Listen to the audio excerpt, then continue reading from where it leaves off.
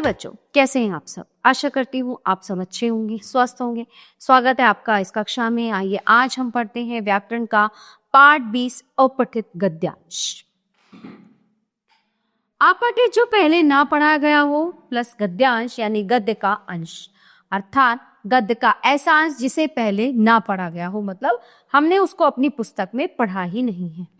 अपठित गद्यांश देकर उस पर आधारित प्रश्न पूछे जाते हैं।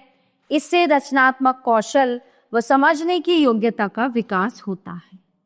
साधारणतः हम पाठ्य पुस्तकों के गद्यांशों को पढ़ते व समझते हैं, जिससे गद्यांशों को समझने व उनसे संबंधित प्रश्नों के उत्तर देने की योग्यता का विकास होता है। इसी योग्यता को और अधिक विकसित करने व सामान्य ज्ञान बढ़ाने के लिए अपठित गद्यांश का अभ्यास करवाया जाता है।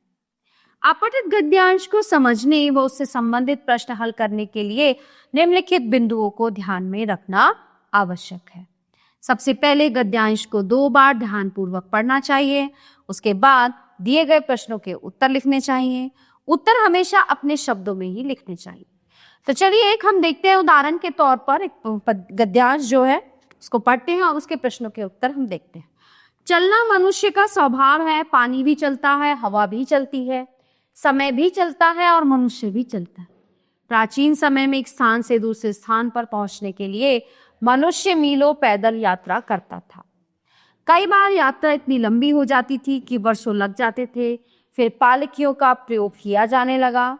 इन्हें 4 लोग उठाते थे, मगर रास्ते में चलते चलते थके लोगों की जगह लेने के लिए 8 या 12 लोग साथ में चलते थे। पालकियों का प्रयोग अधिकतर स्त्रियों के लिए किया जाता था। पहिए के आविष्कार ने मनुष्य का जीवन ही बदल दिया। इसके आविष्कार से सर्वप्रथम बैलगाड़ी बनी, जिसके द्वारा यात्रा सुगम व सस्ती होने लगी। धीरे धीरे इसी पहिए से मशीन से चलने वाली मोटर गाड़ियां सड़कों पर दौड़ने लगी।